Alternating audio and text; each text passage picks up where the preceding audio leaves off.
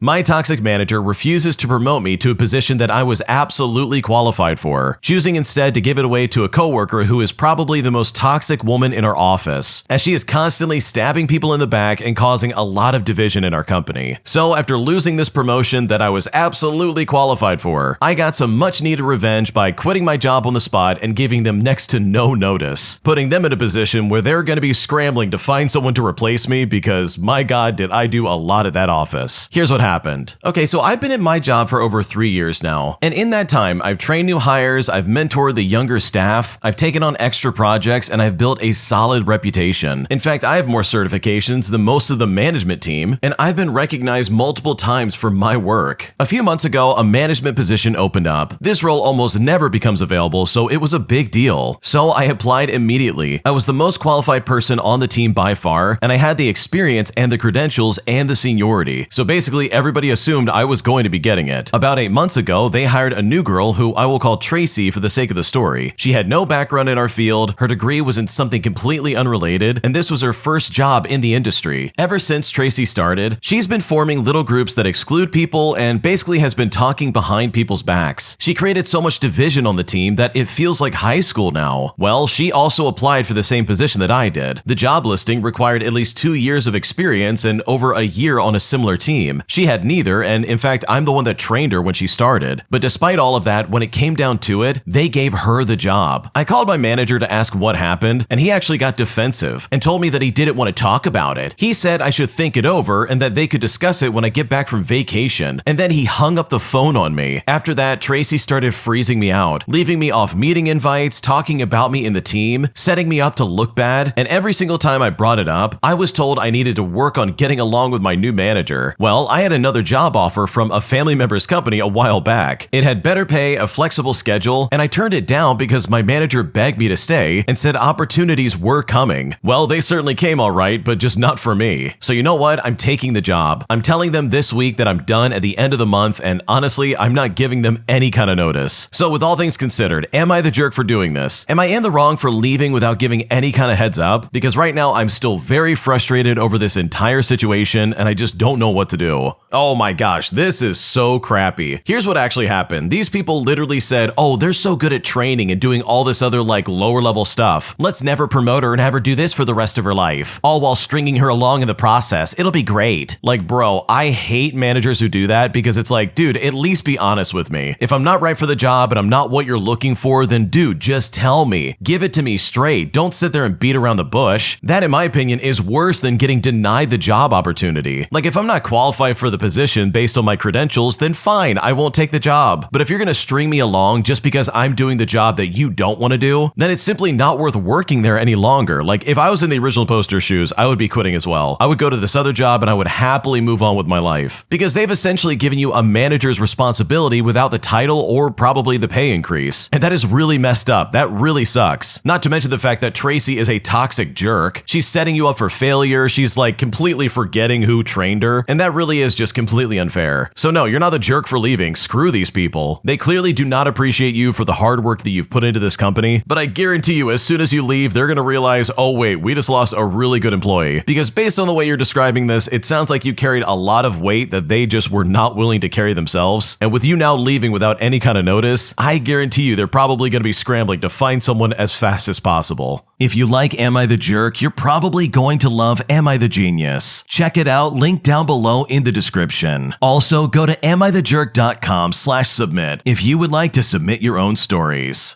My coworker backstabbed my other coworker by outing her as a witch who practices witchcraft, calling her evil and unholy, despite the fact that this other coworker does the exact same thing. So I decided to get some petty revenge by literally buying her some tarot cards and some crystals as a going away present, which hopefully made this coworker feel like crap because the way she was treating my friend was completely unfair. Here's what happened. Okay, so there is some important background leading up to this, so buckle up because this gets a bit weird. About a year ago, we had a new employee who we will call Amy for the sake of the story. The second person in this story is someone I will call May. So Amy and May became really close and basically became best work friends. May is also a witch, so if you want to talk tarot cards and crystals, you go to her. Now, she doesn't put this fact about herself on full display because she has gotten a lot of negative reactions, plus she's had people use that as a weapon against her. I'm into crystals myself, so that's how May and I connected. Amy said that she was also a witch, which is something that she and May heavily bonded over. They had even went to some spiritual awakening classes together. So recently, around 3 months ago, layoffs were announced, putting May and Amy on the chopping block. Cut to about a month ago, and Amy and May had suddenly stopped talking, to the point that May wouldn't even carpool if Amy was in the car. A lot of people came to me asking what happened, as I was the closest to the two of them, but I honestly had no idea. Then someone else told me that Amy was saying a lot of bad things about May. So I finally just go and ask May, and she tells me that they went to a party and something happened that Amy wouldn't apologize for. I then go to Amy and I ask her straight up what's going on. Now, she won't tell me at all what happened, but she did badmouth May a lot, but even still, never once did she say what happened. So I go right back to May. But May finally tells me that they went to a party, and apparently Amy left her there alone to go with a guy and didn't tell her. Not only that, May can't go to parties alone or drive because she has epilepsy, and this is a well-known thing around work. So the stress of her not knowing what happened to her friend caused her to have a seizure. She then ended up in the hospital for a day and was out of work for 2. And when May finally got to talk to Amy, she didn't apologize and in fact tried to make May feel like she was in the wrong. Amy also started going on some odd crusade about May being a witch and going on some bout of like, oh, I'm holier than thou, with the words evil and unholy being used an uncomfortable amount. And if I'm being completely honest, that shift was so fast, it just feels like she joined some kind of like religious organization or something like that. And that finally brings us to the present day where we're having a party for those being laid off. I got a gift for everybody, but I also got something special for Amy. For Amy, I made her a witch and Wiccan basket with some tarot cards, a few crystals, and some candles. Well, the look on her face, honestly, it was one of those strange smiles that screamed, I can't throw a fit right now because I care about my image, but oh my god, I am so pissed off right now. Now, did I spend over $30 just to be petty? Why, yes, I absolutely did. And in my opinion, it was totally worth it.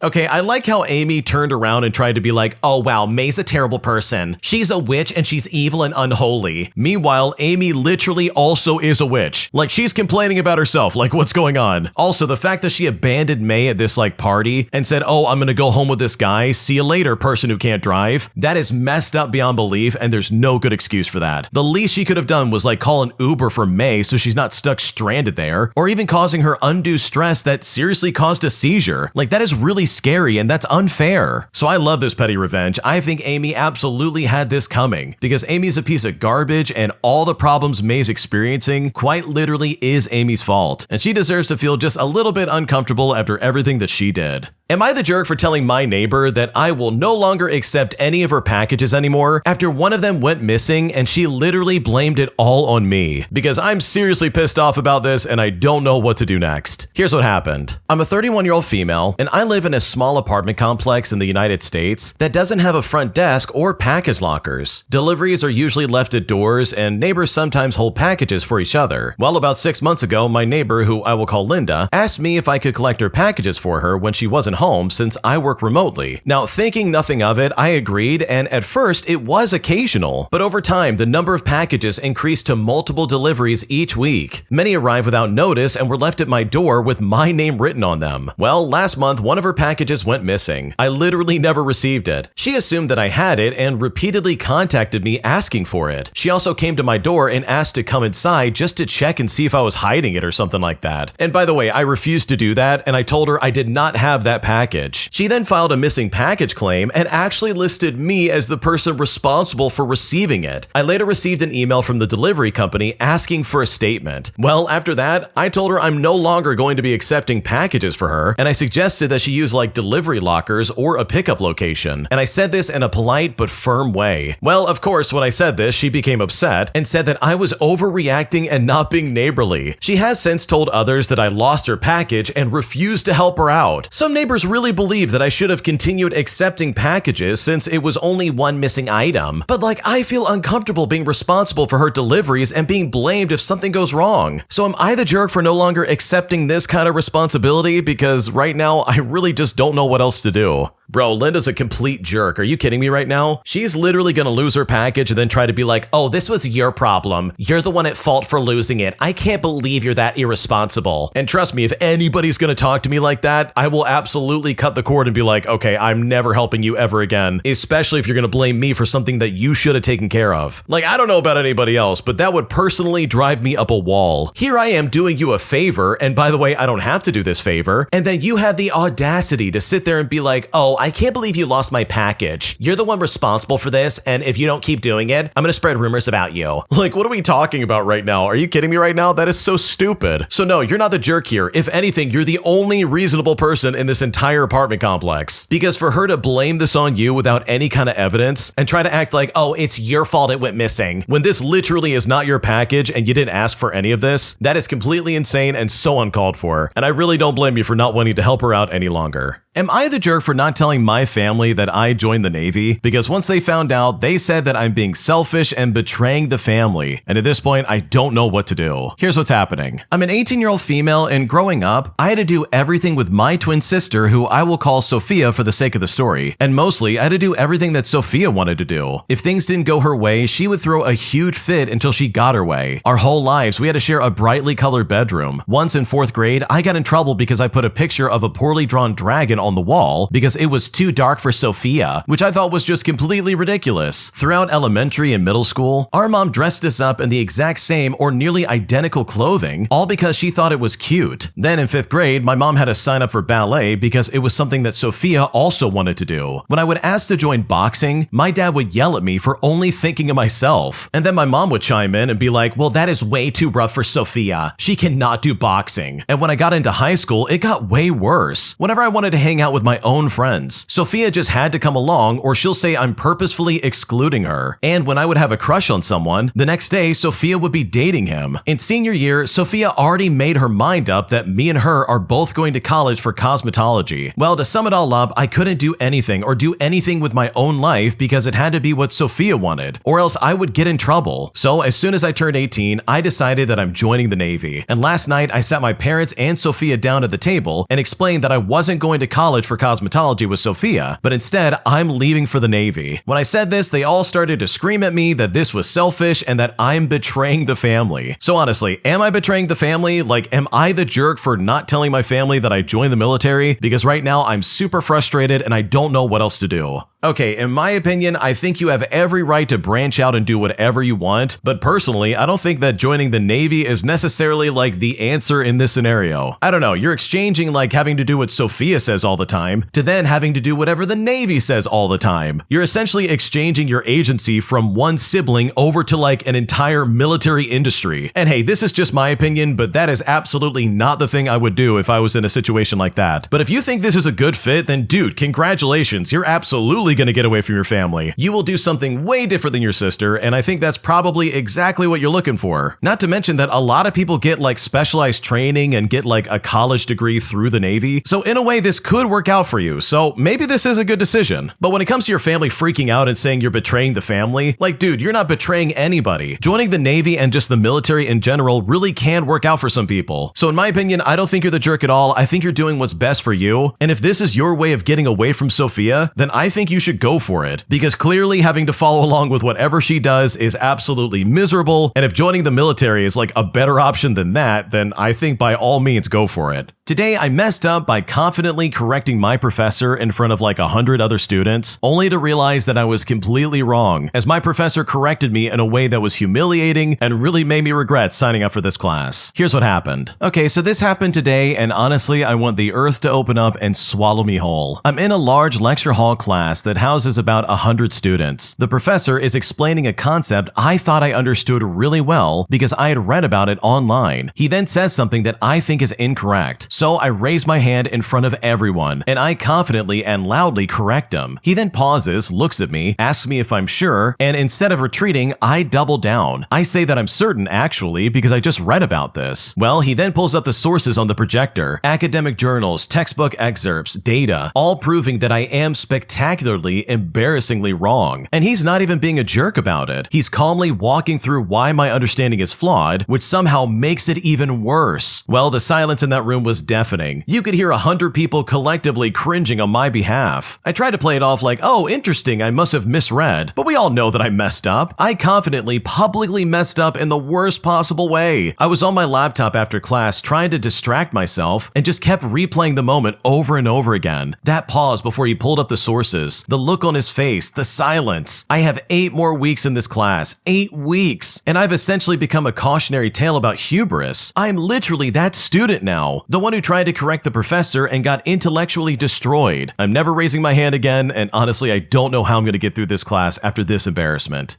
Okay, honestly, this could have been way worse. You could have had a professor who was going to ring you out for the entire class and make you look like a complete fool, but instead he just went through this kindly and just handled it extremely professionally. And that to me is the mark of a good teacher. He didn't go out of his way to make you look bad or make you like question your sanity or like your self-worth. So if I was in your shoes, yeah, I would feel pretty embarrassed, but also like, dude, this sounds like a good professor because he's willing to correct you in a way that's educational and not humiliating. And yeah, it was embarrassing at the moment, but I guarantee you the next time you come in that class, it will be like nothing happened. Because it doesn't sound like he's the kind of person who's gonna like hold this against you or try to make you feel bad. If anything, he's just gonna keep moving forward and keep the class running. Today, I had the most entitled client of my career, and I'm still trying to process what happened because this was truly ridiculous and I don't know what to make of it. Here's what happened. Okay, so earlier today, I had a new client book me for a mobile massage. She's a woman in her 30s, and I've never worked on this woman before, so because of that, I make sure to go through all expectations well before the massage and ensure that my clients get every bit of what they are paying for. So we did just that. We chatted for about 5 minutes before we got started, and she was really kind. She went into detail about exactly what she wanted, and she asked for about a 1.5 hour massage, told me exactly what areas to focus on, stated that she had 0 areas to avoid pain points, and had reported no pain, so all was golden as far as I could tell. So we finalized everything and start the massage. As we were going, I make it a point every like 15 minutes or so to check in and ask questions, just to ensure that everything was exactly what she wanted. Now, every time that I ask, she enthusiastically will say, oh, it was perfect, and that she was super relaxed, so we just kept on going. Now, once the 1.5 hours hit, I decided to take an additional 15 minutes to give her a scalp massage, as well as a hot towel and even some hot stones. And again, this is literally after the massage. This is just something that I've always added on for my clients as a thank you. And again, I made all of this very clear that this was free on me. So as we're wrapping up and I'm putting up all my stuff and getting ready to have her get up and change, she suddenly says to me, wait, was that a deep tissue massage? I wanted a relaxing massage. The pressure was really too hard for me. But I politely replied, oh no, that's what we agreed upon. And I asked you about pressure along the way and you said it was perfect. I'm sorry, but did I miss something? She then sits up, looks at me and says, well, no. So I am definitely not tipping you at all for something I didn't even want. That is not what I asked for. If you were a good massage therapist, you'd give me more time and make sure I am taken care of. And when I tell you how fast I told her to get off of my table, pay me, and lose my number, trust me, it was fast because that was ridiculous and I can't believe she said that to me. Oh man, this is one of those clients where it's like, okay, you're paying ahead of time first and foremost, and then you're gonna get the massage. Because holy crap, this lady sat on that table for like almost 2 hours at this point, getting a massage from someone who is clearly going above and beyond to impress this client. So for her to sit there and be like, oh, this isn't what I wanted, like that is so obnoxious, bro, I would lose my mind. The original poster checked in like all the time being like, hey, you doing good? Does this feel all right? And the client saying, oh, I'm super relaxed, this is perfect. That's clearly an indication that the massage therapist is doing their job correctly. So like, what are you talking about? Oh, you should have given me more time. I just can't stand people who act like that. It's so entitled and it's so toxic. And if I was in the original poster shoes, I would have handled this pretty much the same way, because it's ridiculous for her to sit there and try and act like she didn't get exactly what she wanted when the original poster absolutely clarified the entire time that, yeah, this is what you're looking for. My parents, especially my mom, have been pressuring me to get married to my boyfriend. But despite the fact that my boyfriend's father is literally struggling with terminal cancer, my mom refuses to listen to reason, saying that this is the perfect time to get married, despite the fact that there is so much going on that really needs to be addressed first. And I'm seriously so frustrated that now I don't know what to do. Here's what's going on. To start things out, my boyfriend and I have been together for 7 years. We're both 27 years old, we're happy, we have a cute little apartment with a dog together, and we honestly just have a blast. best. We have good jobs, good friends, and everything has just been good overall. Well, about a year ago, my parents decided to shift gears and suddenly stop liking him because for one, he's too quiet, and two, apparently he's stringing me along. Basically, they're mad that he hasn't put a ring on it yet. Both of us are pretty unconventional and just view marriage as like a piece of paper. Nothing in our current dynamic would really change. Plus, I don't want kids until I'm closer to 30 anyways, so we never really rushed through it. We had discussed getting engaged this past fall, but then his father received a terminal cancer diagnosis. Well, there hasn't been much marriage talk lately, but it finally came to fruition today while on the phone with my mom. She asked how his dad was doing, and then asked if we could be quick about this and rush to get married if he went downhill very quickly. He has a stem cell treatment coming up next month that will determine a lot. I then said to her, well, I don't know, Mom. Honestly, just getting us through this journey has been my priority. She then said in a very pissed off tone, oh, so I'm assuming that's the holdup? Because, you know, we all thought you guys were getting engaged in the fall. But I responded back by saying, yeah, well, we didn't because his father received a terminal diagnosis, and she really couldn't understand that my boyfriend and his family being in the stages of this like life-altering illness could possibly take away from my getting engaged. She sounded so angry. I know they think that his family is hindering my life, but quite honestly, I feel the exact opposite. I've never questioned his commitment to me, and this era with his father's health has been so horribly devastating. Why would I ask him to propose right now? Like, am I crazy? I'm just so tired of the pressure, and I've told them to ease up before, and they just don't get it. It's always just these underhanded, constant comments, because right now I'm honestly so frustrated that I just don't know how to handle this. Wow, your mom's being crazy toxic right now. She can only think about you guys getting married. Like, she doesn't see that, oh, hey, his dad is dying. Maybe this is not the time to sit there and be like, oh, I think you need to get married really quick. He doesn't look very good. He doesn't have a lot of time in this world. Looks like you need to get married right away. Like, bro, let's get our priorities straightened out. This is not some roadblock on the way to marriage. This is a serious issue. And the worst part about it is that if the roles were reversed and the original poster's dad was the one with cancer, you can bet the pressure would be even worse.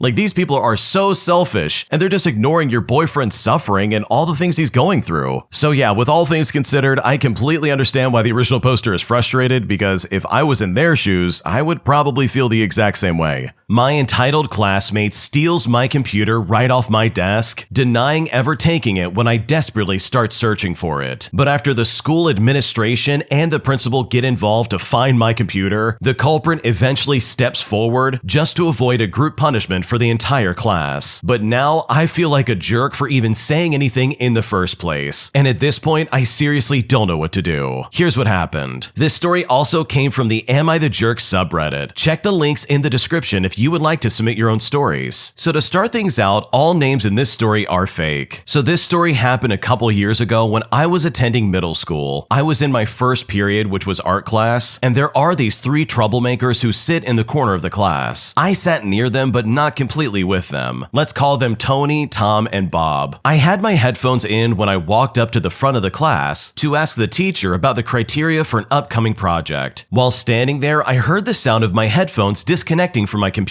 I turned around to look at my computer, but I didn't notice it gone, and that's because of my classmate's computer. But when I walked back to my seat, I realized my computer is not there. I asked my neighbors if they took it, and they did not, but my mind immediately went to the kids in the back, especially Tom. Now, Tom was known in our school to be a troublemaker and generally not a very good student. They are the type of kids to not pay attention in class and swear during class. And when I realized that they probably took it, I walked over and I asked Tony if he had taken it. And he just said to me, no, why would I take it? I then looked around a little bit more until giving up and telling the teacher. Let's just call this teacher Mia. Mia was a very strict but nice teacher. And when I told her, she helped me look around and ask other classmates with their computers if they had seen who had taken it or if they had taken it themselves, but nobody turned it in. Mia then got the entire class's attention and told them that if nobody gave it back in the next 5 minutes, she would call the office, and trust me, she sticks to her word. But even then, nobody turned it in. Well, Mia did exactly that. She called up to the office with one admin and 2 security officers coming in and giving the students an ultimatum. They said to to us plainly, either you give up the computer in the next 2 minutes, or we search every single backpack. But still, nobody turned anything in. They then escorted all the kids to the lunch area and kept me in the room, asking me if my computer had stickers on it to help them find it. We were unsuccessful in searching the room, so the school locked the computer so it could not be used. After being unsuccessful in finding the computer, the principal themselves actually came in with the students and decided to intervene. He said to them, "I've heard students saying that we buy these computers for $20, but in reality they're much more than that. They're well over $200, and it becomes a pretty big deal when they are stolen because they cost a lot to replace." Now, at this point, I felt really embarrassed, and I did not want this to become such a big deal. The principal continued his speech. He said, "I will give you all a choice. Either the computer gets turned in by the end of this period, or there is no field trip at the end of the year for the entire class." And for the record, we had a very nice trip planned to Six Flags. The entire class was silent for the next 3 to 4 minutes, and when the bell rang, a lot of people were mad at me, and I was honestly afraid of getting beaten up. But later that day, the computer was found by Tom, you know, one of the troublemakers from earlier, and he turned it in because it was locked and he couldn't use it. So am I the jerk for reporting this in the first place? What should I do? You are definitely not the jerk. You knew exactly who took it, but they just didn't want to fess up to it. Like, you are definitely not in the wrong, and there's no reason for you to feel guilty in the slightest. Those troublemaker kids in the back very clearly are the ones at fault, and if you and your class actually did end up losing your trip to Six Flags, then trust me, it wouldn't be your fault. It would be Tom and his stupid friends who clearly wanted to mess with you. And I honestly can't stand people like this. People who steal other people's belongings like that. It is honestly so disgusting, and there's no good excuse for it. So hopefully Tom got in trouble for stealing your property, because under no circumstances is that ever okay. And in my opinion, I think you absolutely did the right thing. If you like Am I the Jerk, you're probably going to love Am I the Genius. Check it out, link down below in the description. Also, go to amithejerk.com/submit if you would like to submit your own stories. Today, I messed up that I've been overestimating my friendship, and I'm starting to realize that it truly is one-sided. Here's what happened. Okay, so my friend and I have been friends since we were kids, with the both of us now being in our early 30s. There are periods of time where we talk and see each other a lot, and there's times where we simply don't. We hadn't been talking and seeing each other much since COVID, but a little over a year ago, we were both in much more stable situations. They stopped using hard substances, and I was in a more stable place with my job. So I decided to reach out. I texted more, I tried to be better. They don't have a car, but I do, so I would drive to see them once a month, if not more. They live pretty far away, so about 2 hours, but it was worth it, I thought. It's not about the money or time I spent getting there. It's about having an actual friend in my life. I was never a super social person, but after COVID lockdown, I now feel super out of touch with everything and everyone. It's gotten better, but I'm not good at making friends, and I'm not the best in social situations. So I figured trying to reach out and become close to this friend was a good start at feeling more like myself. Anyways, we texted to meet at their place days ago, and this person asked me a few days before if someone else could join. And even though I didn't know this person super well, I thought to myself, why not? It could be a better way to get to know somebody new. When I got there, the other person didn't have a car as they got an Uber to get there. But it doesn't matter, I thought. We would just hang out inside. I couldn't go into their place due to their spouse needing to rest, so I drove them around to get lunch and go to the mall, which was the plan all along, but they just never told me that I'd be driving them around. They offered gas money, but I declined because it's not about the money to me. Well, my friend and their friend are much closer than I am with my friend. So much so that most of the time I was there, they were talking about people that I didn't know. They were also going on about times that they hung out, inside jokes, and parties they went to, all of which I was never invited to. So there was only so many times where I could say, oh wow, that sounds like a lot of fun, all before it kind of started to hurt. It felt like I was a chauffeur and a third wheel. Well, since I'm socially inept, towards the end of the day, I just kind of stayed quiet. And I guess I looked pretty upset. I dropped them off, gave my friend their Christmas present, and said I was just tired, and then I left. When I got home, my friend texted me and asked me if I was okay. They kept spamming me messages and messages about it, and honestly, I didn't mean to be upset. I know my emotions aren't other people's responsibility, and I know other people are allowed to have close friends, even if that doesn't mean that I am one of them. It just hurt to realize I'm not close to them and probably never will be. So I texted my friend that I felt left out, and that I know it's not their fault, and that I know they are closer to their friend. They texted back basically confirming that they are closer, but that it doesn't matter and that it wasn't their intention to make me feel left out, and that they won't include anyone else next time, which wasn't what made me upset. I tried to explain that, and the friend said that they'll make it up to me, whatever that means. I mean, how can they? They didn't do anything wrong. It was me who set unrealistic expectations on a friend I don't see often. Honestly, I feel like the friend is full of garbage and just saying whatever to try and make me not upset so I'll drive them around again. After all the effort that I put through to try and be their friend and get closer, I thought that I mattered more to them, and to find out it's a one-sided friendship just really makes me feel differently towards them. After having to drive so many people in my life around, such as my siblings and other people like friends and family, I'm very burnt out and I'm at my breaking point. I feel left out at work all the time, and I just didn't expect it from someone that I consider a friend. It sucks to realize that you're not as important to someone as they are to you, and it sucks to know that you're an afterthought. So I honestly messed up by thinking I was close to someone when in all actuality, I'm really not. Okay, I think you're going about this in the wrong direction. Like, you're jumping to some weird conclusions that in my opinion are going to be the downfall of your friendship here. Not the fact that your friend has done anything or is like neglecting you in some kind of way, but instead I think you've got to be careful because you might be the reason this friendship falls apart. Like, for starters, let's look at this realistically. You live 2 hours away. Like, I don't care who you are, that makes a very big difference when it comes to like who you're friends with. Like, I have friends who are 2 hours away, and so obviously I don't hang out with them all the time, meaning that the people who are closer nearby geographically are gonna have more of my time. Like, that's a normal thing that happens to literally everybody. But that doesn't mean that your friend doesn't like you. It doesn't mean that they used you the last time they saw you, because there's literally no evidence of that. If this person was not that good of a friend, they would not have bothered to reach out and be like, hey, are you good? And they also wouldn't have tried to like make it better the next time you guys hang out, if that even happens at this point. Like, they do sound like a good friend who wanted to reach out. If they were using you, they would have been like, okay, see you later, and it would then really feel like a one-sided friendship. But it doesn't seem like that happened at all from what you've described, and I think you're blowing this way out of proportion all because your friend has other friends. And that's a really weird overextension on your part, and I think you really need to be careful. And I totally get it. You've had a bad history of being used, it sounds like, but you've got to be careful with that because you very seriously could like judge people incorrectly and completely ruin a friendship that honestly does not seem like it's falling apart. If anything, if I'm being completely honest, it really seems like you're the one tearing this apart. So hopefully you can see this way sooner than later, because from the sounds of it, your friend who lives 2 hours away does sound like a good friend. And in my opinion, I think it's time to look at the positives instead of assuming that your friend is just trying to use you. My entitled mother treats me like garbage and is constantly putting me down despite the fact that I have a disability, and is now being forced to live with her against my will. And at this point, I seriously don't know what to do. Here's what happened. I got into a really bad accident a while ago, and I basically navigated all the doctor's appointments, therapy, and other things alone with like 2 weekend visits from my mom. I was in so much pain. And then we found out about the diagnosis. I had a brain injury and a bunch of other injuries as well. Anytime my mom came to visit, she'd always yell at me for being rude because I was needing some silence and patience, and she was threatening to leave. I mean, I had pounding headaches all day, every day, on top of seizures and other things. I ended up needing more care, so I had to move back with her since I was a bunch of states away. My friends that lived near me at the time saw me more often than her, and they were of great help. She now has this thing of saying that I never told her how bad everything was, yet she still saw it with her own 2 eyes. I kind of feel betrayed because she rushes to everybody else's problems and has so much concern for them, yet here I was with major injuries and she had blinders on. She let my narcissistic sister know, and her only response to my condition was to say, oh no. Meanwhile, this was the same person that my mom would tell me to be nice to when she cried for little things, like me saying no to set reasonable boundaries. It was also at this time during the move that I learned that my mom was moving. My sister is a very interesting kind of person, so she married an older, wealthier guy. They bought a house for her basically in the middle of nowhere, and they expected me to help her move when I could barely lift myself up and I was writhing in pain most days. And they called me selfish numerous times. Then my mom expected me to pay her back for all the trips that she came to see me. At one point, she said that she'd help me get a car because after the uninsured driver had hit me, plus all of the medical bills and not working because of injuries, meant that I was completely out of luck financially. But then all of a sudden she backtracked that and said that she wasn't obligated to. Then she told everyone else in my family that she was supporting me. She then makes false promises stating that we'll go here or there, and since I'm stuck inside the house for years with no friends close by, while also being in an isolated area, but it never spells out to anything. She never does anything like that, but instead will go do things for an entire day without complaint with my sister and her husband. The worst part was when she said we go to the beach for my birthday, and we just literally parked and got food, and then less than 20 minutes later, she wanted to go back home. She had spent a whole day at the beach with my sibling the previous week, so I just cried for my birthday. And even this one too, because she had made promises that yet again she couldn't keep. Then anytime I bring up the differential treatment, she just gets upset and then yells at me. I mean, nothing ever changes. It's the very reason that I left in the first place, especially because she was invalidating my sibling's awful treatment towards me that she knew was happening. Something in me still loves her, but I just feel so abandoned that my only parent treats me this way. If I wasn't disabled, I'd be out of here so fast, but now it's taking twice as long to be even productive enough to leave. And at this point, I seriously don't know what to do. Yeah, I'm gonna say it straight up, but I think your mom is a complete narcissist. Like, she is just straight up ignoring all of your problems, and she's almost ignoring the fact that you're disabled. Like, you're in a situation where you really need people on your team to help you out. And the fact that she's like guilt tripping you and treating you like garbage pretty much every day is just so uncalled for. So hopefully there's some way you can move out or find some kind of like program to help you out, because the way your mom's treating you is absolutely uncalled for. Am I the jerk for not telling my former fiance that I actually bought her dream house? Because right now she and the rest of her family are calling me awful names online, and I seriously now don't know what to do. Here's what happened. 10 years ago, my fiance left me a few weeks before our wedding. We grew up in a small town, we were friendly, went to the same school, but we were never in the same clique. She was one of the popular kids and I wasn't. A few years after college, I moved back home when my dad got sick. I found a job in my field about 45 minutes away from home, and I would help take my dad to his chemo appointments. It was during one of those appointments that I ran into my now ex. She was now working at the hospital, and one day while waiting, I decided to ask her out. It turned out that we were interested in a lot of the same things. It seemed like our relationship was going great, and about a year or so into dating, I moved into a rented house together, and in the following year, I proposed. We began looking for a house, and my ex always wanted to live in her grandparents' house on the lake near our town. Her family was forced to sell the house when her grandparents passed away, and this is all due to an inheritance dispute. 6 months before our wedding, a chance event happened. The couple who bought her grandparents' lake house had grown tired of our snowy winters. It took some work and nearly all of my savings, but I was able to buy her dream house. It was going to be my surprise wedding present, so I didn't dare tell her or anyone in her family my plans. A month before our wedding, my ex and her friends went to Miami for her bachelorette party. I'm not sure of what happened there, but part of me doesn't really want to know. But I do know that her high school boyfriend was there as well. When she got back from the trip, she broke down and confessed that she was afraid to get married, and she wanted to call it off. It was a massive mess. She later then moved to Florida and eventually married her high school boyfriend. I ended up moving back to the city for an amazing job. In the meantime, I still had the lake house. With the help of my mom, we started to fix up the lake house, and it honestly took a few years. My mom and dad would look after the contractors while I was in the city. Having the house was perfect when everything was locked down. I was able to escape the city and work remotely from the lake house, and I now live here full time and I work remotely. This summer, we had a 4th of July celebration at the lake house. My sister-in-law used photos from the lake this summer in her Christmas card, and one of those cards made it to my ex's cousin. The cousin recognized the house, and the Saturday before New Year's, my ex's mother and sister were at my front door. After the pleasantries and answering their initial questions, they made an offer to buy the house outright. But after refusing their offer, I could tell that they were not happy. A few days later, I got a long text message from my ex. Now, mind you, this was the first time in 9 years that she was talking to me. She called me a jerk for keeping this from her, and her family is blaming her for losing the house again. She then chimed in and asked me to sell it, but I still had no intention of ever selling it. Now her and her family are complaining on social media that this is some sort of revenge. So honestly, am I the jerk in this situation? What should I do? You are definitely not the jerk. Like, your intention behind this was to surprise your ex with the house at the wedding, but that never happened because she bailed on the wedding. And if I'm willing to guess, it had something to do with that high school boyfriend that was also at this party. Like, it's mighty convenient that suddenly she's like, oh no, I don't want to get married. And then she turns around and marries the guy that was at the party. Like, come on. She is not fooling anybody, and I'm kind of convinced that she cheated on you. And that's the only reason she backed out all of a sudden. So no, of course you're not the jerk. Your ex-fiance and her family are just really salty that once again, they blew their chance at getting this house. And this completely ignores the fact that you've put the work in to try and get it and fix it up so that you can actually live in it. Like, if they really wanted that house, they would have been jumping on the chance to buy it the second it was available. But they clearly didn't want that, and they only wanted it once you fixed it up. So truly, they're the jerk in this scenario, and I think that you are under no obligation to ever sell that house. My time as a firefighter at a volunteer department was absolutely miserable, and after getting written up for something absolutely ridiculous, I decided that enough was enough, and as a result, I put in my resignation and I never looked back ever again. Here's what happened. So I used to be a firefighter for a volunteer department. The town was small and nothing happened on most days, but I was young and single and I loved the job. I showed up every single time that I could, and the only person who was there more than me was the chief. As many volunteer firefighters know, when grandma falls down at 3 in the morning, you get 1 or 2 people. But if there's a fire, people you haven't seen in months suddenly have enough time to show up. Anyways, that department was a mess. People were always talking bad about each other and backstabbing each other, and training was a joke. You were lucky to get a PowerPoint once a week. Stuff was stolen a lot, and there was once a whole political coup for some reason. Somebody really wanted power in a small town department in the middle of nowhere. I learned it was best to stay quiet and just do my job, and that was helped when I went to night shifts at my real job. I was working 12-hour shifts, and sometimes it was 5 or 6 days a week. I still showed up to every run that I could, but after 7 years there, I was just done with it all. Everything came to a head when I was scheduled 28 12-hour shifts out of a 30-day month. I was still the second most active member out of 30 people, but I wasn't kissing the appropriate butts apparently, and the management just kept trying to get me in trouble. They once said they would fire me for not turning in some paperwork, and I had to point out that the paperwork had been sitting in their mailbox for 3 days. They eventually decided to add a stupid new rule. You were now required to sit at the station for 40 unpaid hours a month. Not doing so could lead to discipline and termination, and I didn't bother. I was about 24 shifts into the month, and I did not care about their dumb rule, but I realized that I could make it, so I left work, I grabbed a change of clothes, and I went to the department. It was about noon, which was midnight to me, since I was working nights. I tried to sleep on the rock-hard beds they provided, and not 30 minutes went by when the training officer kicked the door in and demanded that I get up and help with training. What was my role, you might be asking? I sat on a hose so I didn't move while someone else practiced the pump controls. I mean, a sandbag could have done it just as well. An hour later, the training finished, and I tried to go back to sleep, but I was told off again. I ended up hiding in the TV room just so I could have some peace and quiet. Well, they found me again, and they wrote me up for the first time in years for what amounted to not being enthusiastic enough about the job. I endured a lecture while trying not to fall asleep where I stood, and I finally got to sit down when I got a text from the boss at my real job. They wanted me to work that night and wondered if I was available. So I thought to myself, you know what? I am available, and I just straight up left. A few days later, I got a nasty email from one of the guys who wrote me up, telling me that they didn't like my attitude and that I needed to think about what I wanted. Well, I thought about it, and I realized that I didn't want to deal with their garbage any longer. So I wrote my resignation letter, I went back to the station, gathered all of my personal effects, and I never went back there ever again. Honestly, this is like a crash course in how to leave a toxic job. These people completely ignored the fact that you were the most hardworking person at that station, and yet they still treated you like garbage pretty much no matter what. Like, that is honestly so unfortunate, and it's so disturbing in my opinion. Like, you actually cared about doing this job, and they were always constantly putting you down. And that, in my opinion, is just completely unfair. So good for you for knowing your worth and getting out of there as soon as you could, because these people did not value your time or attention in the slightest. And it's really great to see that you figured that out sooner than later. My entitled sister stole and gave away my puppies after we had a minor disagreement. And now, even a year after the incident took place, I still refuse refuse to talk to her, as I am still furious for what she did. And right about now, I'm wondering if I'm the jerk or not for choosing to stay away from her and not hang out with her ever again. Here's what happened. Also, this story came from the Am I the Jerk subreddit. Check the links in the description if you would like to submit your own stories. So I first want to start off by saying that all the names in this story are fake. This happened about a year ago, but I'm still upset about it, and my parents think that I should talk to my sister, who I will call Nikki, and their rationale is that a lot of time has passed. She has said she's sorry, and we do have a new dog. So for a bit of context, I had an argument with Nikki that led up to the point of her going to my parents' house and stealing my puppies the night following our argument, and then giving them away the next morning before I or my parents could stop her. Now, for a bit of clarification about my relationship with Nikki, she is the daughter of my dad's ex-wife and is not his biological daughter, but my parents refer to her as my sister since my dad helped to raise her. Our argument first started when we got back from a trip to another state for a funeral for a relative of Nikki's mother. And FYI, this was a trip I was forced to go on. I said I wanted to walk over to my parents' home to visit them and see my puppies that were both Rottweiler and Cane Corso mixes. And these puppies were gifted to me from my parents after I moved in with them. Well, Nikki was in a bad mood because she didn't have enough money to get some substances and got mad when I told her I was going to visit my parents. She told me, "Why don't you just leave then and go back in with them? Just run back to mommy." And she said this in a really rude and mean tone. Now, I didn't respond, and I just went to my parents' place, and my mom immediately noticed that I was upset. I told my mom and dad about what Nikki had said to me, and I didn't know what to do. Nikki was always quick to be mean when someone did something that she didn't like, and she had expressed that she wanted me to move in with her and her mother for a long time, and had basically kept me in their house by gaslighting and guilt-tripping me into agreeing to stay. This happened every time I wanted to go back to my parents. They would both get mad and guilt-trip me into sticking around. I knew if I told her I wanted to leave, she would get mad, but my parents comforted me and told me to just tell her that I was leaving and then bring my stuff back. Then they left to go to the evening church services. So I did as they advised. When I told Nikki that I was going back to my parents, she did her normal routine of getting mad and telling her mother. They then ganged up on me and started to get mad at me and gaslighting me, but I just kept packing my things. When I gathered all my stuff and was walking out, Nikki really started to freak out. She started to yell at her mother, saying stuff like, "Make her stop, make her stay right now." Her mother tried to order me to stay, but I just ignored everything that they said. After I got all my stuff inside my parents' house, I fed and watered my puppies before I started unpacking my stuff. My parents wouldn't be back until later because they often like to go to one of their church friends' houses for a few hours after the church services ended, so I decided to go to sleep. Now, I am a heavy sleeper, and I don't wake very easily, so I didn't hear Nikki come around and steal my puppies. They both knew her and they liked her, so they didn't bark or anything like that when she took them. The next morning, I checked my phone and I saw a bunch of messages from Nikki that started off with her being mad and demanding that I come home, to then her telling me that I owed her money for taking me on a trip, and then to the pictures of my puppies and the final message saying, "You won't see your precious puppies ever again." After reading that last message and the picture of my puppies, I began to freak out and I ran outside to find both my puppies were gone. My parents calmed me down enough for me to explain, and they began to call and text Nikki. She texted back that she had already given them away. She wouldn't tell us who she gave them to, so I just cried, and I just blocked her and her mother's number. I did not want anything to do with them. Well, I guess she realized that she messed up after I wouldn't talk to her for days afterwards because she came around with a dog that she adopted on my 20th birthday and tried to talk to me, but I didn't say anything to her, though I was happy to see the dog. She tried to make me forgive her for a long time, and I finally did, but I still don't hang out with her like I did before. Now, my parents want me to start talking more with her because it's been over a year and she said that she misses me, but I don't want to be around her. She still has moments where she gets mad at me over little things, so I don't want to hang out with her at all. Now, I will speak to her and talk to her when other people are around, but I refuse to do that while alone. So am I the jerk in this situation? What should I do? No, you are definitely not the jerk. Nikki stole and then gave away your puppies, all because you refused to do exactly as she said. And that, in my opinion, is unforgivable, and that would 100% inform my decision of whether or not I want to be around Nikki. Because sure, you have to talk to her around other people, but you do not for a second have to hang out with her ever ever again. Like, that's unacceptable and so inappropriate, it's not even funny. And the fact that your parents are like, oh, come on, Nikki apologized. It was only a year ago. Like, are they crazy? Nikki sounds like an awful person. Who's to say she wouldn't do something awful again if you let her back into your life? So in my opinion, I don't think you're the jerk. I think you are completely justified by cutting her out of your life. And honestly, if I was in your shoes, I would have done the exact same thing. If you like Am I the Jerk, you're probably going to love Am I the Genius. Check it out, link down below in the description. Also, go to amithejerk.com/submit if you would like to submit your own stories. Am I the jerk for telling my husband that I will no longer participate in family vacations if his ex-wife is also going to be present? Here's what happened. I want to start off by saying that all the names in this story are fake. While on study abroad, my husband Robert got his foreign girlfriend Elizabeth pregnant. Their relationship was rocky, and they've been broken up since Tim was about 1 year old. I met Robert when their son Tim was 3 years old, and Robert and I have been together now for about 13 years. When I met Robert, he was upfront that Tim always comes first, and unfortunately is a package deal with Elizabeth when Tim is old enough for solo international travel. This was unfortunate because at the time, Robert and Elizabeth absolutely hated each other. My in-laws have always paid for plane tickets for Elizabeth and Tim to visit. Elizabeth and Tim usually visit for 2 to 3 weeks every year, and Robert always requested my presence during these visits so that I could build a relationship with Tim and to have some moral support when dealing with Elizabeth. Now, Elizabeth has mostly been nice to me, although it is superficial. I mean, we are definitely not friends. She's fine with the in-laws because they are very nice people who just want a relationship with their grandson and would never jeopardize that access. Robert and Elizabeth's relationship gradually improved, and by the time Tim was 7, they were on friendly terms. Being required to spend 2 to 3 weeks every year staying in the same house as my husband's ex has always been a minimum comfort for me, and at times extremely difficult and very painful. But I tolerated it without any complaint, without fully expressing how hard it was, because I felt that my main job here is to support Robert. I've been holding out for the goalpost Robert identified early on, that when Tim is old enough to travel alone, presumably Elizabeth will no longer come with him. Well, that time has finally arrived. Tim is 16 years old, traveled alone to visit last summer, and it was awesome. However, Elizabeth said she wants to come visit again this year and continue doing so every other year, with no end date in sight. My parents-in-law will never stop paying for plane tickets and never suggest Elizabeth not come. In fact, 2 years ago, prior to Tim's solo trip for the first time, they assured Elizabeth that she is always welcome even after Tim is an adult, that she is a part of the family as well. Statements and events like that have amounted to death by 1,000 cuts, in which I've been experiencing serious depression, all surrounding around Elizabeth's visits. I feel like the goalpost I was holding out for has suddenly vanished away. So I told Robert that I will no longer be present for the full family vacations when Elizabeth comes. I will hang out for 1 or 2 weekends only, and he knows I'm fully on board with vacations that do not include her. Now, he is hurt. He says my lack of presence shows everyone, including Tim, that I don't care. But I say that a stepmother cannot form a relationship with a stepchild when the mother is always present, and these visits are causing me extreme emotional distress, so it's time that I take care of myself because no one else is considering my emotions here. So honestly, am I the jerk in this situation? What should I do? Honestly, in my opinion, I don't blame you for a second for thinking about yourself first. You have dealt with this for so long. You've dealt with her visits for such a long time, and you're now feeling the effects of depression and like a decline in your mental health. In my opinion, that's more than enough reason for you to put yourself first for the first time and just escape this lady altogether. Because you're right, you are just the stepmother, you can't control this dynamic, and it really seems like everybody else is fine with this except for you. But I would personally not allow this to inform your decision of what you think is best for you. Because you've got it right, it really doesn't seem like anybody's thinking about your emotional needs, and if no one else is going to do that, then it's time for you to step up and take care of yourself. I recently got promoted to a more senior, higher paid position than my husband, and now as a result, he's treating me incredibly poorly, and at this point, I just don't know what to do. Here's what happened. Okay, so my husband and I both have steady corporate jobs. Recently, I was called into my manager's office and offered a promotion to a more senior role. It came with a nice pay raise, and I was really delighted to accept it. I came home that night buzzing with excitement about telling my husband. I was just really proud of myself, and I wanted to share that with him. We've also got 2 kids. One is 7 years old and one is 10 years old, so I was sure the extra money would be good news. When I told him about the promotion and pay raise, his reaction was less than excited. After a pause, he said congratulations in an extremely flat tone, all before going really quiet. Now don't get me wrong, I'm not so full of myself that I was expecting a song and dance, but if our roles were reversed, I know I would have been a lot happier for my husband than he'd been for me in that moment. His reaction was so underwhelming that I kind of lost my excitement for the news, and I didn't say anything else about it that evening. The next day, my husband was noticeably quiet and seemed oddly sullen and hostile when I spoke to him. It's just like I'd imagine a teenager would talk to a teacher that they didn't like. He wouldn't tell me the problem, but after a weekend of sulking coupled with oddly passive comments about work, I basically knew that it had to do with my promotion. I didn't want to believe that he would be that way, especially since he has a great job that pays really well. The first day at work in my new role was super exciting, and in a surprising twist, my husband said he'd cook a special dinner, which really made me feel like he had gotten over whatever jealousy he may have felt. However, when I got home, my husband wasn't there, and upon calling him with no response, I got the following text message. He said to me, "Your big job must have been tough, so I didn't want to get in your hair." He had gone out drinking and came back very drunk. Frankly, I was really angry by this point, and I asked him why he was suddenly treating me like garbage. He got really passive-aggressive about my big important job, and upon asking why he'd promised me a dinner and then just left to go drinking, he smirked at me and said that was my responsibility since I was apparently wearing the pants now. The only reason I didn't scream at him was because my kids were sleeping upstairs. That was 2 days ago, and yesterday he was pretty much too hungover to even function. So today I plan on confronting him. My question is, how can I best go about doing this? Something needs to give here, because I won't continue this environment around the kids. His actions have been so clearly messed up that I don't even know where to start. He's never acted close to this before, and at this point, I seriously don't know what to do. It's pretty obvious, and I think you know this at this point, that your husband is very clearly jealous about your new job. You must be making more money than him or something like that, because your husband is acting as if this is the end of his world. Like he's going out drinking and getting entirely wasted, all after finding out about your big job. And that is seriously such a shame, because like, why would you not celebrate that? Why would this guy not be like, oh my gosh, this is amazing, this is great for the both of us? Because it seems like this guy is like acting completely the opposite of what would be appropriate. And here's the thing, I get it. For a lot of guys, unfortunately, your job is everything to you. And maybe this guy just doesn't like the fact that his wife makes more money than him or something like that. But even then, like, why does he care about that so much? That doesn't negatively impact his life. Like, why is he acting like this is the end of the world while also treating his wife like absolute garbage? Like, this guy is really acting like a loser, and this is not fair for you in the slightest. He's treating your partnership like a competition, and that is honestly so disappointing. So hopefully when you do confront him about this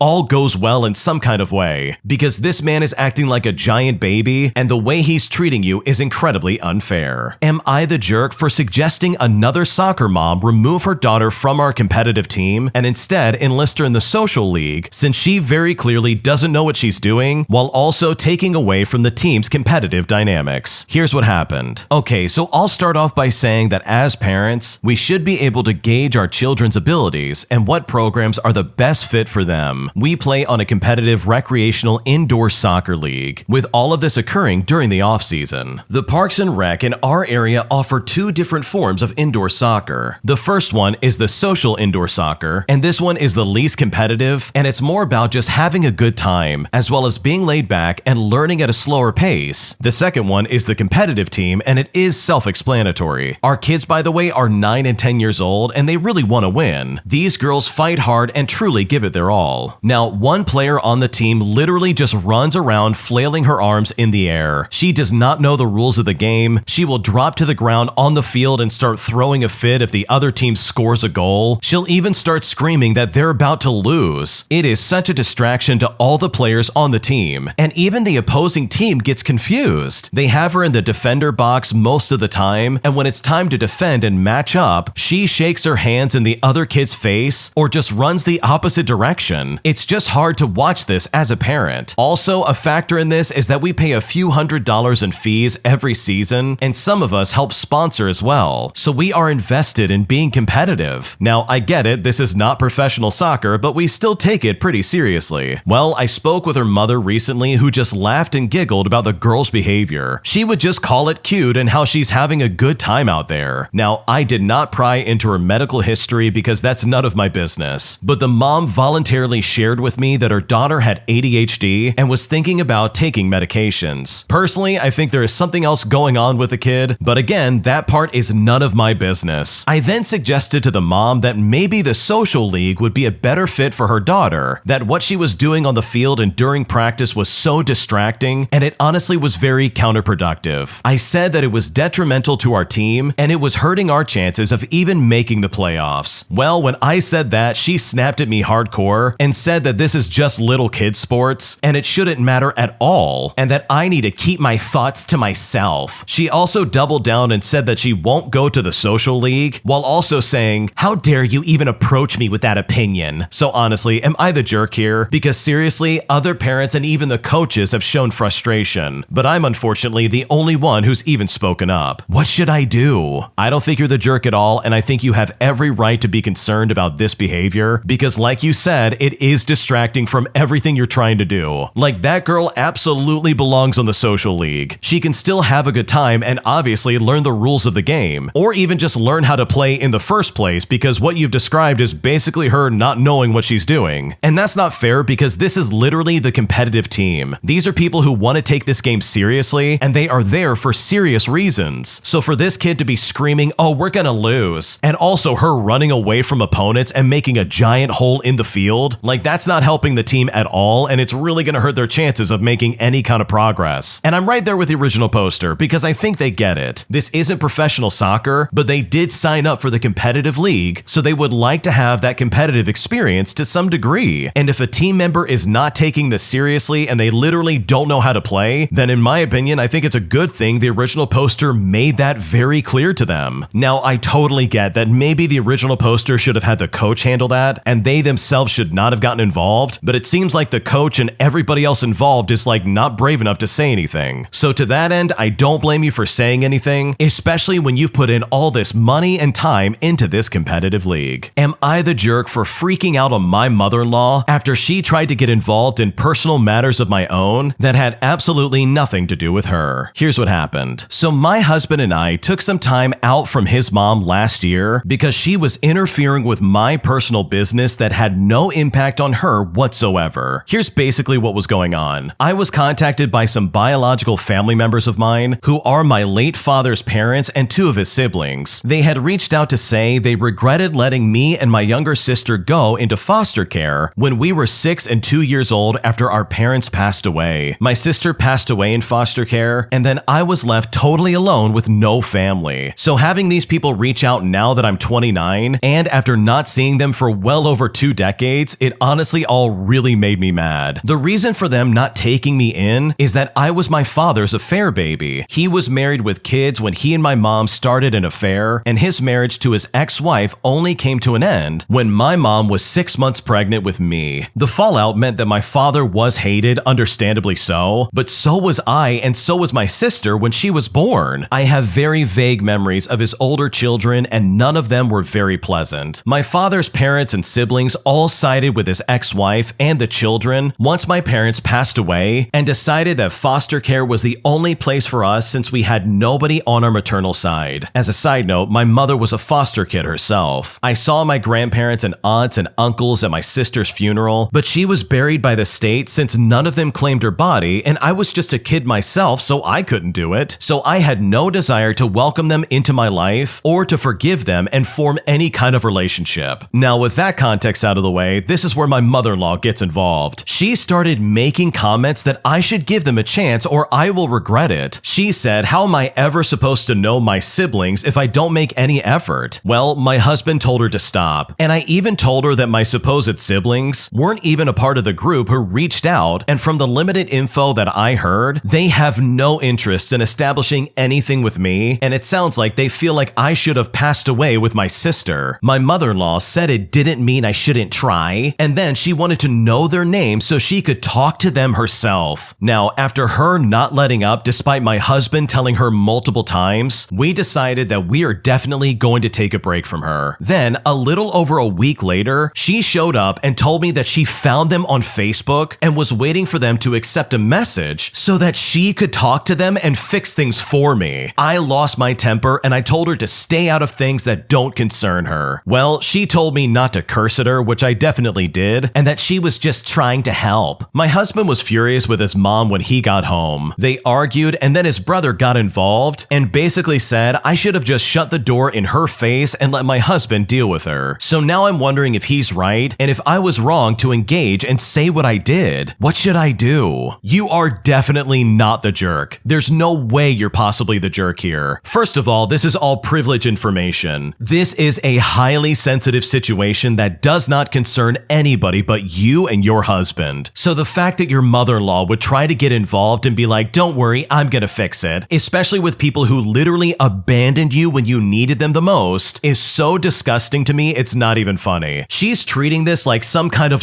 drama that she can fix, when in reality, these supposed siblings don't care about you. Even the people that reached out to you don't care about you in the slightest. They just feel guilty 2 decades later after they gave up on you and your sister, because that's exactly what they did. None of them were willing to take care of you and your sister, and they just said, okay, off to foster care you go. Like you didn't have anything to do with that scenario. So the fact that they would do that to you and your sister is so disgusting to me. But even with all that in mind, and even with your mother-in-law most likely knowing all of these details, she still felt entitled to try and patch things up with this extended family, even though these people are the furthest thing from family you could ever find. So this behavior from your mother-in-law is entirely inappropriate, and if that happened to me, I would have definitely lost my temper as well, because this is literally none of her business. And the fact that she tried to interject and force this situation to get fixed in some kind of way, in my opinion, is absolutely unacceptable. An entitled Karen puts her hands on my son and steals a medication that he was holding that he desperately needed to avoid going to the hospital, with this entitled Karen claiming that she needs this medication more than my son because she doesn't believe that he's actually sick. And I've honestly never been more angry and furious with anybody in my life. Here's what happened. So a couple of weeks ago, my 4-year-old son was sick. He had a bad stomach flu that he simply couldn't shake. Since he didn't get better after 5 days and he barely responded to questions, I ended up calling the doctor's office. They were worried, so they wanted to see him. So we went off to the doctor's office, and we have a lovely doctor who told me that my son needed oral rehydration salts and that when he was uncomfortable, he could have a suppository or other painkillers for children. Since I did not have anyone at the moment who could take care of my son, I brought him with me to the nearest pharmacy for those 2 things. I put my son in a cart with a pillow underneath him, just so he could be a little bit more comfortable. The oral rehydration salts were very easily found. I mean, not many people needed it, especially in the winter. Children's suppositories were a lot harder to find though, but thankfully, I found the last pack at the back of the shelves. My son wanted to hold the medicine, so I thought to myself, sure little man, here you go, but don't do anything with it. Since I was eager to get home, I hurried to the checkout. As I was standing in line, I was looking at some other things for sick kids that they had behind the counter, thinking if I could use any of this. I looked back at my son to see how he was feeling, as he had just made a sound. But when I turned to look at him, I see a hand grabbing my son's hand with a pack of suppositories. I then look at the fool who had the nerve to do such a thing, and that's right when I ran into the entitled mother of this story. My son immediately starts crying and screaming. Before I could react, she wrenches the pack from my son. She starts screaming that she has a sick kid at home and that she needs it more than my son. I tell her that my son is sick as well and that we had it first. Then this poor excuse of a living being had the audacity to say that I was lying. I mean, my son had lost several pounds in less than a week because he was so sick and he looked really bad. He even felt lighter than my daughter, and she is 2 years younger than her big brother. I was sick with worry. My son needed that medication in his system, and he needed to shake this stupid stomach flu. Otherwise, a little stay in the hospital during Christmas became a not so fun but real option. Our doctor was very adamant that he needed to get this medicine and fluids to prevent this. My son was crying whilst climbing out of the cart. While I picked him up and held him, I raised my voice and told this piece of garbage that I didn't care if she thought I was lying. I remained calm, but I let her have it. I had lost every ounce of patience that I normally have. The increased worry of the past few days, the lack of sleep as he needed his mom so much, even at night, was wearing me down. I saw red and I can't remember everything. People who were in the pharmacy and also at the cash registers absolutely heard me. I asked this entitled Karen what kind of piece of trash would take something out of a kid's hand, and a sick child no less. I stated that my son was sick and this was not even a point of discussion. I said that it was visible. She then tried backing away, but I straight up followed her, and every time she opened her mouth, I talked over her. Eventually, the manager came to me and told her to return what she had taken. Now, this entitled Karen didn't give them to me right away, but when she did, she threw the suppositories on the floor and then left. I was shaking while I paid for what I had. The manager ended up sitting me down and gave me some water. They talked to me, calmed me down, and when I calmed down enough, I went home where I continued taking care of my son. And thankfully, my son recovered without needing to go to the hospital. Wow, I can't imagine someone actually taking some medicine out of a kid's hand inside of your basket. Like seriously, what kind of entitled monster would have done that? Like you got to that pack of medication first. It's not like you stole it or did anything sketchy to try and grab it. You literally had it first and there's no excuses. Not to mention that this entitled Karen put her hands on your son. Like I don't think I would have the self-control to prevent myself from getting physical with this person, especially if I witnessed that firsthand. So you clearly have a lot more self-control than I do, because that would have been really bad if I was in that situation. That's just me personally. But you know what? Good for you for standing up for yourself and not allowing this Karen to push you around like that. Your son was sick and you were trying to avoid the hospital, and this entitled Karen had no right to physically touch your son or even steal that medication in the first place. If you like Am I the Jerk, you're probably going to love Am I the Genius. Check it out, link down below in the description. Also, go to amithejerk.com/submit if you would like to submit your own stories. My girlfriend ruined my plans to go on a double date with my friend and his girlfriend, spending all of her money and coming to me completely broke in preparation for our double date. And now, as a result, she's demanding that I pay for her entire night on top of mine. But I simply refused that offer, and now she's calling me a jerk for not accommodating her. And at this point, I seriously don't know what to do. Here's what happened. So my girlfriend and I had made plans this weekend to go on a double date with my friend and his girlfriend. We have had this weekend planned for a while, and I've paid for our travel costs and for the hotel room for the night. Last weekend, my girlfriend had plans to go out with colleagues for a meal and drinks. She said that she would not be out too late and would only be having a couple of drinks after the meal. Well, she ended up staying out all night, which isn't a problem at all, but then the next morning, she said she spent more than she expected to, and now she could no longer afford the double date. She said I would have to pay for everything, or we would have to cancel because she can't afford it. Now, I was so annoyed because she had known about the plans for weeks, so she really should have planned for it. I told her that she should have come back when she said that she would instead of staying out, and then we wouldn't have this problem in the first place. She just said that she didn't plan on it, but that no one else was leaving and people wanted her to stay, so she ended up sticking around. But I just said that she should have thought about the other plans that she had and not expect me to pay for her night because she decided to ignore the fact that we had made plans. She said that was unfair and that I was wrong for being angry with her. I told her how awful it's going to look canceling now just because she decided that her colleagues were way more important and because she refused to say no to them. She just repeated that I was being unfair and that we don't have to cancel if I pay for her share of the night. But I refused, and I told her that I can lend her money and she can pay me back, but that I'm not paying for her just because she went over budget at the work event. She refused the offer of me lending her money and said that I was being a jerk for starting an argument. So honestly, am I the jerk here? What should I do? I don't think you're the jerk at all, honestly. I think your girlfriend was being very irresponsible, and now she's feeling the full weight of it. Like seriously, all she had to do was put money aside for this trip. Like that's a very small thing to expect, honestly, for a night out with you and your friend. This also doesn't sound like your average double date. Like it really seems like you planned big for this, and you even have a hotel set up for the night just to enjoy this. So yeah, I don't think you're the jerk. I think your girlfriend's being unreasonable, especially with her being like, no, I'm not gonna pay you back, but you still need to pay for my night in full. It's like, seriously, at least compromise a little bit. Because at the end of the day, she knew exactly what she was doing, and it is seriously immature for her to act like this is now your responsibility, even though she's the one that threw away all of her money. Am I the jerk for not wanting my stepniece in my wedding, even though my nephews are going to be a part of it? Because I'm honestly trying to avoid her bratty behavior, and I know for a fact she will ruin my ceremony if I let her in. Here's what happened. Okay, so for a bit of background, my biological nephews are 8 and 10 years old. When they were 4, their parents went went through a very messy divorce, and as a result, I took them in for 3 years. I'm not going to go into detail, but my brother became a drunk, and the mom didn't want anything to do with them, so that's why I took them in. I met my husband through the school they go to because his daughter is in the same class. During the 3rd year, my brother got married to his wife, who has a daughter with terrible manners. She is 9 years old, so she is old enough, but she is a kid who will throw tantrum at events when it's not about her. For example, she blew the candles on my nephew's birthday, and when he cried, he got reprimanded. But I took them out the next day so that he could blow out his own candles. Now, keep in mind, my brother still isn't making an effort with his own kids. Towards the end of the year, he demanded to have his kids back, and because of how the court arranged it, he was able to keep custody. I, however, still attended everything because the boys want me to. I never bonded with his wife or daughter because the sister-in-law is rude and she is very passive-aggressive. But I have made efforts to invite them to my house just so we can bond, but she ripped up my husband's daughter's favorite doll, and then my sister-in-law got mad at me for reprimanding her. So anyways, at my wedding, my daughter is going to be the only one in my wedding party as a flower girl, and my nephews are going to be the ring bearers. We have a no kids rule, so that means no step-niece, because I know she will throw a tantrum at my ceremony. The main issue is that she wants to be part of my wedding as a flower girl. But my answer is no, because I want my daughter to feel special, and to be completely honest, she is not important enough to me to want her to be in my wedding. Well, her mother is demanding that her daughter be a flower girl, or my nephews won't be taking part. She stated that I'm hurting a child's feeling by excluding her. But it's not that I want to exclude her, it's just that I know she is going to throw a temper tantrum the very moment that she knows she is not the center of attention, because no matter what, she does that. I told my brother that if this happens, I will cut off all financial support that I have given them, which he said was not fair. Keep in mind though, I would be paying for a babysitter at the hotel, and I have chosen a venue that's close to a theme park, so while the ceremony goes on, she will be there, and then my daughter and nephews will join them for the rest of the time, and then go back to the hotel to go to bed and everything else while the reception still goes through. Because this is a destination wedding, I will be paying for my parents' and brother's room and a babysitter, which I think is generous and way more fun than being in a wedding, which can be stressful. My brother is telling me to sort it out with my sister-in-law, and my parents understand me, but told me to let it go. My daughter wants to be the only flower girl, but also wants my nephews, and they cried when they thought they couldn't be a part of the wedding. So honestly, am I the jerk here? What should I do? I don't think you're the jerk at all. Like, your stepniece has shown a history of being a spoiled brat, and it's always been detrimental towards you and your kids. And in my opinion, that is just completely unacceptable. The parents are clearly not doing their job and keeping that kid in check, and it's honestly not fair for you to have to deal with that at your wedding. So in my opinion, I don't think you're the jerk at all. I think your sister-in-law and her daughter are learning the consequences of their actions. And while you can't really control if the nephews are able to be the ring bearers at the ceremony, you can still make a firm stance that that stepniece is not going to be there, no matter how much begging and screaming they try to do. An entitled father doesn't feel the need to clean up after his destructive kid's mess. And I'm honestly so sick of this guy, and I seriously hope I don't have to deal with him ever again. Here's what happened. So I have a nearly 4-year-old daughter, and our next door neighbors has a son the same age. Their birthdays are a week apart, and the kids are best friends and love playing together. Though we try to limit it because they have a dynamic that gets them really rowdy and very riled up. For the sake of the story, we'll call my daughter Frida and our next door neighbor's son Fred. Frida and Fred are not their real names. Fred is a handful, and I think his mom does her best. But Fred's dad, he is so whiny and entitled, it is infuriating. So the other day, all the neighbors with kids got together to do a little winter bonfire in the backyard. You know, roast marshmallows and make bread on a stick in the fire. And so I got sent out to get a hold of some good sticks that we could use, and I decided to take Frida and Fred with me. We live in townhouses where there is a long row of garden plots that you can rent. One of the spaces is unused and full of the branches and things people cut out of their gardens, so we head over there to grab some sticks, and the kids bring a couple of toy shovels that they're playing with. As I'm trying to cut branches, the kids go into the next garden plot. Now, I know the older lady who has it, and she is always welcoming to the kids playing on her plot, and is always offering them strawberries or peas from the garden, so I figured that it was okay for them to play there for a couple of minutes. Well, I hear stones hitting the ground and manic laughter, so I look over and I see Fred is kicking over all the bricks that this lady had made a raised planter out of. Then, my squealing Frida is grabbing bricks and throwing them. them. I put a stop to that real fast, and I told them that we have to rebuild the planter and that it's not okay to ruin other people's things. Fred eventually got bored with that and found a place that he could dig a hole. I told him he needed to help, but I couldn't make him. Frida helped me fix the planter and went to play with Fred when we finished. I went back into the patch of branches, cut what I needed, and came back out after 3 minutes. Now, I had heard that they were digging in some dirt, and that was fine, but as I'm coming out, I hear the impish voice of someone saying, "Oh, we know we're being naughty," as well as them giggling again. Well, I found they had dug all the gravel out of another neighbor's garden and were flinging it all over the parking lot. Now, this time I was angry. Had I not just told them not to ruin other people's gardens? And now we had to clean up this mess as well. Like, this is not okay. I told Frida to run home and get the big broom, and I told Fred to start shoveling gravel back in place. Frida took off to fetch it, but Fred sat down and resolutely informed me that I'm not his dad and he doesn't have to listen to me. But I told him that when he's with me, he most certainly does, just like Frida has to listen to me. And when I said this, Fred ended up crying. So I call his dad, and I say that I need some reinforcements as we have a situation over here. Frida comes back with a broom, and I get her started on shoveling. I'm sweeping, and I can see it's hard for her to understand why she has to help, all while Fred is just sitting there playing with his shovel. So I explain it's because Fred doesn't want to help clean up the mess that they had made, but that Fred's dad was coming to make him do the right thing too. Eventually, Fred's dad shows up, and I explain what's happened, and that we need to get this cleaned up and fix this planter that they destroyed. But instead, he goes to Fred and says, "Oh, buddy, are you tired? You're acting like this because you had a long day, huh? Do you want to go home and have some juice and watch some Paw Patrol?" And I say out loud,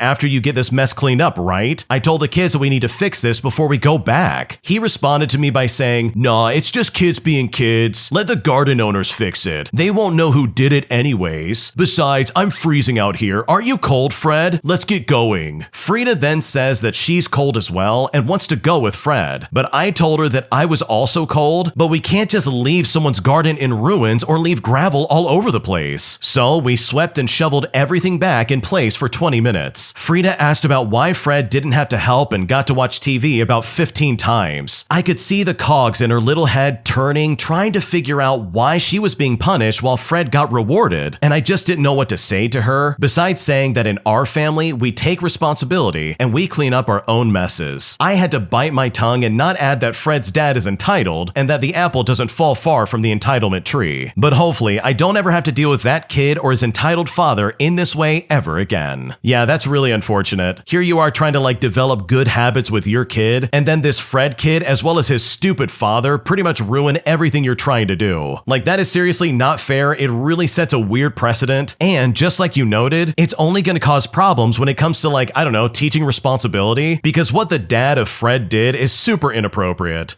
He basically said, yeah, it's okay to break other things as long as you don't get caught. And it's no, it's not. What if that was your garden that somebody destroyed? I'm pretty sure they would be upset if someone destroyed your hard work. That is such an awful example to set for your 4-year-old kid, and I think you were in the right to tell your daughter, well, in our house, we correct our mistakes. And I seriously don't think that the original poster was being overbearing or anything like that. He was seriously just trying to fix the things that these kids had broken. And in my opinion, I think it's a horrible example to basically convince your kid that if you don't get caught, then it is okay to try and break other people's stuff. My entitled aunt always forces me or my family members to bring stuff from our home country over to France so that she can enjoy items that she doesn't want shipped to her house. And after dealing with this for so long, I'm honestly exhausted. And at this point, I seriously don't know what to do. Here's what happened. Okay, so I think context is needed before saying what I'm about to say, so I really need to explain some things first. I am planning on visiting my aunt and uncle in France for 2 weeks in April. I am not currently working, and I'm just doing job interviews to get back into the workforce. So I'm living in my parents' places, and I'm using my savings. I'm also in the process of applying to medical school, and I am going to take the medical school entrance exam before April of 2024. I was planning on going on a trip afterwards with them as a reward to me, and I spent about $800 on tickets. So it's my aunt, my uncle, and my cousin there as well. And I'm basically going to be joining them. Now, whenever they visit, we are always the ones to book hotels, tickets, and pay for gas money, and they pay for food once in a while. She is taking care of the Airbnb cost and the gas and the tickets, and I'm planning on doing the same by footing the bill for restaurants once in a while. Now, with that bit of context out of the way, this is where things kind of get weird. My aunt has the strangest thing thing that she always does. And in my opinion, my grandma is like this with very little boundaries, so I'm going to assume that my aunt is like this because of that. My aunt always burdens people when they travel. When my grandma comes from India, she tells her to carry multiple pounds of lentils to bring to France. When my family goes to India, we sometimes go through France when we return back home, and since we have a large weight allowances for our final destination to America, she would sometimes ask us to carry heavy bundles of rice and grains, and we sometimes have to leave things behind that we bought for us from India just to accommodate what she wants weight-wise. This always made me angry because we rarely come to India, and it's really expensive and we end up leaving our items for her. My aunt regularly goes to India, and she is a single woman who's only responsible for one ticket, by the way. And sometimes we will meet her during a trip. She will send stuff to our house for us to bring along, and this has been going on for years. So last summer, for example, we were going to India to visit my grandparents, and she was in India for a month-long trip and told us to buy 10 giant bottles of shampoo, which she paid us back for, and sent handbags and clothes to our house. She would buy this all from a US website and then have it shipped to our address. So as a result, we had to add an extra suitcase just to accommodate her things. We also have my brother with a disability, and my mom has a push wheelchair. So the two of us, meaning my dad and I, were left to handle 4 giant suitcases all by ourselves. Reducing the luggage weight is always a must for us because 2 of my family members have disabilities, and my dad also has back issues, meaning that all of our luggage is handled by 2 people. And never ever have we done anything like this. It always blows my mind. We are all the type of people to never want to burden others, and I've never made her bring anything for me. When she comes to the US from France, I have never bought things from a French website, sent it to her home, and then made her carry all of that for me when she travels to see us. It's just rude to burden people like that. It's honestly just what I think, and I've honestly just been raised to know this fact. And you also should never burden others as well. Now, similarly for this upcoming trip, she has also sent to my house 5 dresses and 2 handbags, as well as multiple board games for my cousin. She also asked me to buy 6 giant shampoo bottles of dandruff shampoo that she uses, and that she will pay me back when I get there. I also have to get an entirely different suitcase all for this, by the way. I myself have to carry all my stuff and also her garbage. And I don't even have my dad this time to help me out. I wanted to buy a blowout brush which works in the Indian voltage, and the US has a different voltage, and my hair tools won't work in India. But since France and India have the same voltage, I bought this brush on the French Amazon and I sent it to her home. She picked it up from her front porch and it's sitting at her place. When I come there, I will pick it up and take it back to the United States. And that's the only favor I've ever asked of her, to literally just pick something up from her front door and keep it inside. I mean, she doesn't even have to carry it. And I conveniently sent it to her home so that I can pick it up when I come there. In the past, I did test her just to ask for a small favor. There's a hair dye in India that I really like, and she was going to India herself. I asked her to get me 10 packets of those so that I can pick it up when I come to France. Mind you, it is extremely light, and it's not like the American dye boxes. It's a small, flat packet with just dye and developer, and all 10 packets added together probably weighed about 1 pound. We're talking about the weight of maybe 1 to 2 apples. But guess what? She didn't even do that. She got back home to France and just said, "Oops, I forgot." She couldn't even get such a light and tiny thing, but I have to get her 6 giant shampoo bottles and carry that, the clothes, handbags, and board games that she sent over. Honestly, burdening people coming to visit me by making them carry multiple pounds of heavy items wouldn't even cross my mind. I hate that I've been put on the spot like this. I am not at all a confrontational person, and part of me feels like this is some sort of power play on her part, since she makes a lot more money and is footing the bill for the gas, hotels, and tickets. Maybe she thinks that I have to allow anything that she does now, or something like that. Maybe she's trying to see how she can benefit from this and wants to use me coming here for this. Honestly, I don't know how to talk to her in a polite way, and at this point, I seriously don't know what to do. Yeah, your aunt sounds really intrusive. Like, who in their right mind wouldn't just order stuff and then have it shipped to your house? Like, I can understand if it's something small that she wants you to bring over, but for you to be expected to have this giant suitcase that you have to bring with all of her stuff in there, like, that is really extreme, and that's so unfair. So I know if I was in your shoes, I would start communicating with her and saying explicitly, "Listen, I can't bring all this with me. It is too much and I can't handle it on my own." If anything, maybe even offer to like ship it to her directly, because the way she's having it set up right now is so unfair. And I know if I was in your shoes, I would definitely not want to put up with this. My boy boyfriend has been secretly jealous of all the hobbies that I spend time on, as he feels that I'm not spending enough time with him. So in retaliation, he destroyed nearly all of my personal property related to my hobbies. And now I'm left with hundreds of dollars worth of personal property damage, as well as feeling devastated for the sentimental value that I just lost. And at this point, I seriously don't know what to do. Here's what happened. So this is honestly the weirdest thing I've ever experienced, and I have no idea what to do. So I'm a 21-year-old female, and I have lots of hobbies. I'm sort of what you might call a hobby collector, but my top ones right now are running and training for a marathon, as well as baking, reading, and also doing something called junk journaling. And with that last one, I'm not sure if anyone is familiar. But more specifically, I've been doing reading since I was just a young teenager. This started about 6 months ago when I saw that several of my old books were dog-eared, which I don't do to my books. I asked my boyfriend if he had read them, which I would be totally fine with, by the way, but he insisted that he had not touched them at all. And I thought to myself, okay, that's weird, but whatever. Then after that, I literally could never find my running shoes. I bought a rather expensive pair and keep them separate from my other shoes because I'm a nurse and my hospital shoes are really nasty. But the running shoes I could never find. They would always turn up days later though, somewhere I definitely had not put them. Again, this is weird, but nothing to really raise any alarms. But then my journal got completely destroyed. Somehow it was left outside in our garage, where it is known to leak when it rains. It didn't necessarily get water damage, but the moisture made all my pages peel up and practically ruined 28 pages of it. The pages take me over an hour each, and I'm quite proud of them. So 28 plus hours of artwork is just ruined. Now this might sound really stupid, but I genuinely started to believe the house was haunted. I did shed a few tears over my journal, and my boyfriend rolled his eyes at that, but helped me glue them all back down and salvage as much as possible. I had a fleeting thought that he put it out there, but it was honestly so weird. I was like, why would he do that? Then it was back to my books. I had a huge bookshelf of about 200 books because I read books daily, but I started to notice that one by one they were all disappearing, like straight up gone. I searched every corner of the house and I could not find them. I even texted all three of my sisters, my brother, and my boyfriend's sister, asking if they had borrowed any of them and just didn't tell me, but they all said that they had not. My boyfriend's sister borrows my books often, but she always asked me first and insisted that she didn't have any of them. And when this happened, I was thinking to myself, okay, what is going on? But then it started happening with my baking. I could never find my mixers or my baking sheets or anything whenever I wanted to bake. The final straw though was when I found my KitchenAid mixer broken. It would literally just not turn on. And if you don't know, those things are expensive. So I straight up asked him, did you do this? Like, why is all this stuff broken or lost recently? Well, he finally admitted to purposefully hiding or breaking my things because my hobbies annoyed him. And when he said that, I was honestly blown away. I'm not gonna lie, at that point I exploded. I told him he was a weirdo for touching my stuff and that it was honestly so strange to do this as an adult. He proceeded to defend himself, saying that I was spending more time on my made-up hobbies than on him, and this was the only way to make me focus on our relationship again. Which for context, by the way, isn't true at all. I thought that we had a great relationship. We go on dates twice a week, we spend quality time together regularly, if you know what I mean, and we get along with each other's family and friends. Like, I'm so confused. We've been together for 2 whole years. I love him so much, and other than this odd behavior, he's so good to me. After that argument, I was genuinely so distraught that I left the house and I went to the house my sisters live in, as they live together. They also agreed that it was the oddest thing in the world. The icing on the cake, though, is that when I got home this morning, he threw out all of my stuff. He cut the soles out of my running shoes, he cut the laces, he threw out my Apple Watch and destroyed my baking items, he cut up the silicone molds, and the box that had all of my missing books in it, they were in the dumpster with all of my other journal supplies. The journal he helped me fix was torn to shreds, and at this point, I genuinely started to sob. I know it sounds dumb and overdramatic, but I genuinely worked so hard on my journal that it made me cry. Literally hundreds of dollars, and some of my favorite books in the trash. Money spent on baking supplies, which I used to bake for my baby cousin's elementary school. All of it just completely ruined. I just don't understand what is wrong with him. He's never been like this before, ever. I'm genuinely so confused about what's gotten into him. Is it something else that he could be projecting or something like that? Because at this point, I'm genuinely so confused and I don't know what what to do. Wow, this guy's a massive jerk. Like, this guy went crazy. He started throwing all your stuff out and destroying your property, all because you weren't spending enough time with him. Like, if that doesn't prove that he's overly controlling and he absolutely is a violent narcissist, then I don't know what will. Like, to the original poster, I'm being completely serious. This guy not only doesn't sound safe, but he also sounds crazy. Like, any rational human being wouldn't go about destroying your stuff all because you assume that they're not spending enough time with you. Like, if he really felt that he was left out of this relationship, he very easily could have talked to you and said, hey, I want to spend more time together. Or at least find some kind of like compromise in like how you spend your time or something like that, even though it sounds like you weren't doing anything wrong in the first place. Like, this guy just sounds straight up crazy. I can't imagine wanting to not only stay with someone like that, but also wanting to live under the same roof as someone like that. Like, if I was in your shoes, I'd be dumping him so fast, I'd be moving out of that place, and I would also be half tempted to file like a police report because you said it yourself. This guy destroyed hundreds of hours worth of personal property for you, and a lot of this is sentimental that you absolutely can never get back. Like, this guy, who I hope is soon to be your ex-boyfriend, quite literally is a monster in my opinion, and you do not deserve this kind of treatment in the slightest. If you like Am I the Jerk, you're probably going to love Am I the Genius. Check it out, link down below in the description. Also, go to amithejerk.com/submit if you would like to submit your own stories. I work as a server and I finally caught COVID. And now, after being quarantined for 5 days, I'm getting ready to go back to work, but I seriously don't feel ready. And at this point, I seriously don't know what to do. Okay, so I am currently at a complete loss. I have been a career server for almost 10 years, and I have worked mainly in fine dining for the past 5 to 6 years. I was one of the lucky few who had not caught COVID-19 throughout the pandemic and was able to go back to working in the restaurant after lockdowns were lifted. Well, this past Friday, I was feeling sick with what I thought to be a moderate cold or flu situation. I knew I wasn't going to be able to come in on a busy night, especially if I'm not feeling well, so I opted to go to an urgent care to get a note and show management that yes, I truly was under the weather. Unfortunately for me, I was told I did in fact have COVID, and because I'm an asthmatic and a high risk for hospitalization, I should immediately start medication while quarantined. Now, my quarantine was only 5 days, but I reached out to my management to extend it by 2 days since I still had not been feeling great. They have been kind yet very distant about everything, and they helped me find coverage. However, I have realized everything I do makes me totally winded. I am on the road to recovery now and without fevers, chills, and sneezing, but my shortness of breath happens when I walk around too much or even stand too long. I am now horrified to go back to work the day after tomorrow when my shift starts back up. I really feel at a loss because I am not qualified for other jobs, and I worry I can no longer perform the same extensive work I used to. Before COVID, I would lift up to 50 pounds for a tray, I would be fast walking around the large dining room, and I would be keeping up with the tables. I genuinely don't know what to do. I don't want to quit or even worse, get fired. Has anyone ever had something like this happen to them? I know long COVID is diagnosed about 2 months out, so I won't be able to apply for any type of assistance as of now. I mean, should I just grin and bear it through the breathlessness? I even have a hard time walking and talking with my significant other as of now, and I worry about waiting on tables in the same way. It makes me question if my serving days are behind me. I really need this money, and honestly, I simply don't know what to do. This is really awful. Like, seriously, I understand where you're coming from. You are incredibly worried you're about to lose your job or like not be able to work at your job, and this is literally the only thing that you're good at. But I know if I was in your shoes, I would go directly to my doctor and be like, hey, I need a note of some kind stating that I can't work for long periods of time and that you need to have like a lighter load at work or something like that. But hopefully you have managers who have a soul and they're like, oh, I totally understand, take your time. Or they at least give you a lighter load because you're literally just now getting over COVID. It's only been 5 days and you still feel like garbage because at this point you are definitely not running at 100%. And hopefully your managers see that when you show up for work. Am I the jerk for pretending that I didn't know I was adopted just to make my teacher feel incredibly embarrassed? Here's what happened. Okay, so I'm in high school and this was in my English class. Our real teacher is on a paternity leave, so we have a long-term substitute. So yesterday she was telling us she wants us to write personal memoirs about something very important in our lives, and she goes about listing various examples for different students. She then told me that I could write about being adopted and how I felt when my parents told me. Now, I must have made a face then because I'm not adopted. I have 2 dads, but they had me through surrogacy, so technically there was a legal adoption from my non-biological dad, but one of my dads is my biological dad, and my biological mom is my other dad's sister who donated her egg and carried me. I think it would be a stretch to call me adopted. Also, this substitute has no basis to even know any of this because anything I've written in class is just about having two dads. Anyway, she's kind of old school and doesn't like when we talk too loud, which to her is talking at a normal indoor level on group assignments, or when we make any normal faces or anything. So she basically called me out on making a face and said to me, if you don't want to write about being adopted, you can choose another important topic in your life. Maybe about how you help your dad at home. Now for reference, one of my dads has cerebral palsy and is mostly blind from optic neuropathy. I did write briefly about that in the intro assignment with our other teacher, so he must have left them with her to get to know the class. Now I was so confused, so I said to her, I'm not adopted. She just put her hand over her heart and goes, oh honey. So now my brain, which was lagging, finally caught up and realized she's only thinking I'm adopted, all because I have two dads. So at this point, I'm like, whatever, I'll just play into it. So I look upset and I say to her, I didn't know I was adopted. Now at this point, she's kind of panicking a bit and telling everyone to just start writing something. A lot of my friends are laughing under their breath because they know I'm not adopted. So she's telling everyone to quiet down and that it's not funny and to just get to work. But I'm just like, what do you mean I'm adopted? She's trying to tell me not to worry about it and just ask my dad's when I get home. And I'm like, how can I be adopted? So she just sends me to the school counselor and I told her this story basically, and she just gave off the vibe that it was awful to mess with a sub in that way, and I could have just explained that I'm not adopted because now I've made her worry unnecessarily and I've embarrassed her. Now here's the thing, I do not think parts of my life are up to her to decide what I want to share or not, and I feel like it's on her if she feels embarrassed for assumptions that she made. So honestly, am I the jerk in this situation? What should I do? I don't think you're the jerk at all, and I personally think that the substitute teacher there is completely in the wrong, and I would even go as far as to say that she needs to be reported. Here's the thing, I don't blame you for playing a prank on her, but for her to even share that information in the first place is like a massive breach of trust. She is sharing something that is absolutely none of her business, and it really comes off as intrusive and incredibly rude. Like, you don't just do that to someone without talking to him first. Like, if I knew something about somebody else and I decided to share that information with like the entire class or another group of people, all without their permission in the first place to share that publicly, I could imagine that they would be pretty upset that I did that. I know I would be upset if someone's sharing my personal business. So no, you are not the jerk. That substitute teacher absolutely is in the wrong, as they had no right to try and make the assumption that you're adopted. My boyfriend of 3 years confessed that he is still not sure if he wants to get married. And after dealing with this for so long, as well as waiting for him to pop the question, I have finally decided that enough is enough, and I have now moved out of the townhouse that we used to live in. And right about now, I'm wondering if I made the right decision, because right now I seriously don't know what to do. Here's what happened. So my boyfriend and I are both 37 and 36 years old, and we've been together for just under 3 years, including a 9-month period in the middle when he was deployed to the Middle East. During the time he was gone, I took care of his 90-pound dog and completely gutted and renovated his townhouse. When the renovations were done, I moved in, and a month later he came home. We have been living together ever since. During the year that we have lived together, I have essentially been a wife to him. Before I moved in, he lived like a teenage boy. The house was messy and dirty, there was broken furniture, and he kept the poor dog in a crate for 8 hours a day without any walks, and the only cleaning that was happening was done by his mother on an occasional basis. I turned his house into a home. I made sure the dog was exercised and cared for properly. I did the grocery shopping, cooking, laundry. I made sure that every aspect of my boyfriend's life ran smoothly. Early in our relationship, we began to discuss marriage. In these conversations, we discussed how important having children was for each of us, as well as my anxiety about my biological clock. He led me to believe that he would propose before he left for his deployment and that marriage would follow upon his return. But needless to say, he did not propose before he left, which was disappointing but certainly not a deal breaker. I believed that he would propose soon after he returned home from deployment, but he did not. We had serious discussions and arguments about marriage and our timelines in March, June, August, and October. In each instance, he shared that he was not sure yet and attributed this uncertainty to his belief that we needed to improve our communication. Each time, I modified my behavior to improve our relationship. relationship, but I did not really see any changes on his part. In August of this past year, we talked about a 5-year plan, and I shared with him how I ideally saw things progressing. I shared my hope to start trying for a baby next summer, and he agreed and said that he was excited and on board. In October, I told him that if he was still unsure about marriage when my birthday rolled around in early January, then I was going to take that as a sign to move on. Over the past couple of months, he has repeatedly told me how much he loves me, how he appreciates me and wants to spend the rest of his life with me. He even hinted about the upcoming proposal. However, on the night before my birthday, he told me he was not going to propose to me because he was having doubts and wanted us to continue to improve our relationship. He expressed the same things about communication, acknowledging that it was him who needed to improve. We had more conversations over the past week, and yesterday I came home from work and I moved as much of my stuff out as I could possibly fit in my car. I am heartbroken because I truly love him and I wanted to spend the rest of my life with him. I also really want to have a baby before it's too late for me, and I can't believe I have to start over at square one. I worry that I will never find someone to spend my life with, that I will never meet someone I love like him. I recognize that at his age and after 3 years, if he isn't sure now, then he will never be. And it's honestly just so hard, and I seriously now don't know what to do. Yeah, I can understand the dilemma here. This is one of those situations where, like, yeah, you've really articulated how you feel, and you felt like both of you were on the same page. Like, he even said, yeah, marriage and having kids are really important to me, or at least alluded to that in some kind of way. So for him to like suddenly double back and be like, well, maybe not so much anymore, or come up with this weird excuse that the both of you need to work on your relationship, only to then clarify that he's the one that needs to change things in his life. It's all really messy, and honestly, it just screams to me that he doesn't want to get married, and he is just not ready to commit to make that step. So with all things considered, I don't blame you for taking this step and sticking to your boundary. I mean, you really did lay it out quite clearly that your boyfriend needs to make a decision, otherwise you're gonna move on with your life, because this is clearly very important to you. And in my opinion, I think you deserve to be with someone who also feels the exact same way. Am I the jerk for ignoring another teacher and telling them that I'm busy in front of my class? Here's what happened. So I'm a 30-year-old male and I've been teaching at a school for 2 years now. I am in my 7th year of teaching and I'm good at it. Students like me and I do well in my class. The other teacher of my subject, Mr. D, that's not his real name, has been at the school for 20 years. He is very particular about how he wants things done, and the majority of students hate him because he is extremely rude and has some anger issues. Many students have told me that they think he is bipolar because he goes from being overly friendly to aggressive at the drop of a hat, but I always shut down these conversations. A student was talking about him and said he has a specific expectation of what he wants you to do, but doesn't tell you how to do it, and then gets angry when you haven't done it the way he wants. This pretty much sums him up perfectly, and it is relevant to what happened next. Ever since I met him, Mr. D has been extremely rude to me, ranging from passive-aggressive comments to outright rudeness, to also saying negative things about me to students. Now, I have always brushed this off, and my head of department has even told him twice that this is unacceptable. Well, several months ago, Mr. D flipped out over something minor. He ended up coming to my class while I was teaching and demanded I talk outside. He attacked how I teach, how he thinks I'm not teaching the students properly by his standards, and how this isn't good enough. Now, this is incorrect, and I tried to get a word in, but he wouldn't let me. This went on for a couple of minutes as I stood there absolutely stunned. I turned around and looked in the room, and about half the class was listening to our conversation. I told him the conversation was over, and then I went back inside. I literally could not speak. I was so angry. I had to leave and go to the bathroom to collect myself, and about 10 minutes later, he sent me an email apologizing. I then emailed him back the next day, and he apologized several more times. Since then, I've ignored him, besides the most essential communication that I would need, which I try to keep to an email. Now, he has noticed this, as he keeps coming up to me and is trying to be nice and speak to me, but I don't give him anything beyond a one-word response and just walking away. The other day, we had an assembly, and some students sang in front of the entire school. Afterwards, he came up to me and said how nice it was, and I said,